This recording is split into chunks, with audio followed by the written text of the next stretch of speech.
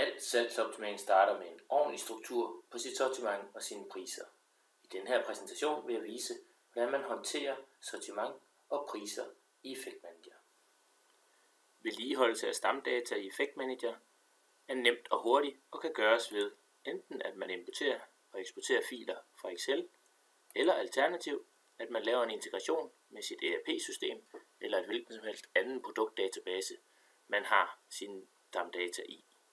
Prøv at vælge et produkt. Vælg Grape Elderflower her. Det her produkt har vi nu hele produktkategoriseringen og hele produkttræet liggende på det enkelte salgsenhed. Samtidig kan vi se, at den findes i et colli med 10 og i en mixpal, hvor der er 150 styk blandet med natural. Hvis vi vælger colli-varianten, kan vi nu gå ned og se, at vi på colli-varianten har den indmeldt i alle de her kæder. Vi har det eksterne varenummer for kæden. Vi har hvilken sortimentskode den har i kæden, hvornår den er indmeldt fra og indmeldt til, og om varen er aktiv.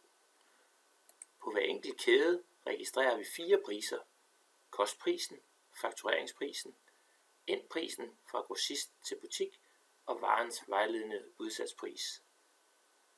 Hver gang man laver en ny pris, kommer der en ny linje, så man kan altså følge udviklingen af pris over tid. Er du interesseret i at høre mere om, hvordan Effect Manager kan give dig og dine kunder en bedre bundlinje, så tryk på Kontakt os allerede i dag.